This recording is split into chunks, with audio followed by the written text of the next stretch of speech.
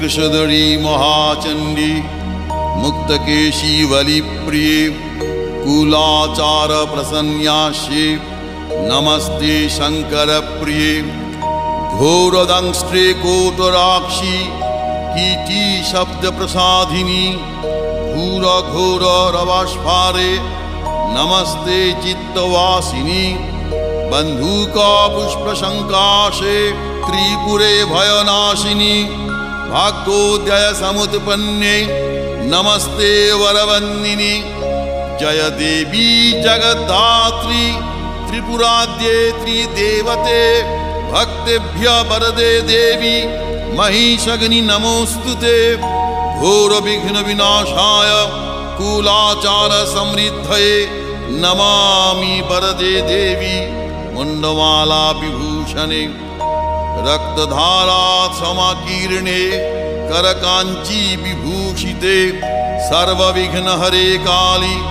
नमस्ते भैरव प्रिये नमस्ते दक्षिणामूर्ते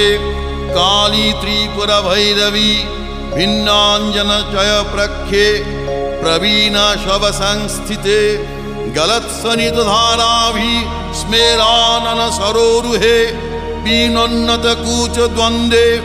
नमस्ते घोर दक्षिणे आरक्त मुख शंताभि नेत्रालीभिर्विराजिते शबद्वय कृतोत्वंशे नमस्ते मदविह्वले पंचासन मुंड घटित माला लोहित लोहिते नानामणि विशोभाढ्ये नमस्ते ब्रह्म सविते शवास्थीकृत केयूर शंख कंकन मंडिते शववक्ष समारूढ़े नमस्ते विष्णु पूजिते शवमांस कृत ग्रासे षट्हासैर्मुहुर्मुहु मुख शीघ्र स्मितामोदे नमस्ते शिव वंदिते खड्गमुंड धरे वामे सर्पे भय वरप्रदे दंतुरे च महारौद्रे नमस्ते चंडनायिके त्वंगति परमा देवी त्वंग माता परमेश्वरी त्राहि मां करुणाशार्दे नमस्ते चंडनायिके नमस्ते कालिके देवी नमस्ते भक्तवत्सले मूर्खतां हर मे देवी प्रतिभा जयदायिनी गद्य पद्य मयिंगवाणी तर्क व्याकरणादिकम् अनधीतगतं विद्यां देहि दक्षिण कालिके जयं देहि सभामध्ये धनं देहि धनागमे देहि मे चिरजीवित्वं कालिके रक्ष दक्षिणे राज्यं देहि यशो देहि पुत्रां दानं धनं तथा देहान्ते देहि मे मुक्तिं जगन्मातः प्रसीद मे ओम मंगला भैरवी दुर्गा कालिका त्रिदशेश्वरी उमा हैमवती कन्या कल्याणी भैरवेश्वरी काली ब्राह्मी च माहेशी कौमारी वैष्णवी तथा वाराही वाशली चंडी त्वां जगर्मनय सदा उग्र तारेति तारेति शिवद्वेकजटेति च लोकोत्तरेति कालीति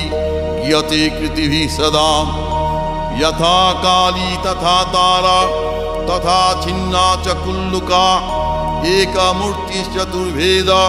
देवी त्वं कालिका पुरा एकद्वित्रिविधा देवी कोटिधानन्तरूपिणी अंगंगिं नाम भेदै कालिकेति प्रगीयते शंभु पंचमुखे नैव गुणान् वक्तुं न ते क्षमः चापलैर्यत्कृतं स्तोत्रं क्षमस्व वरदा भव प्राणान् रक्ष यशो रक्ष पुत्रान् दानं धनं तथा सर्वकाले सर्वदेशे पाहि मां दक्षिणकालिके यः संपूज्य पठित स्तोत्रं दीवावरात्रि सन्धयो धनधान्यं तथा पुत्रं लभते नात्र संशयः इति महाकाल विरचितं श्रीमद् दक्षिणकालिका स्तोत्रं समाप्तम्।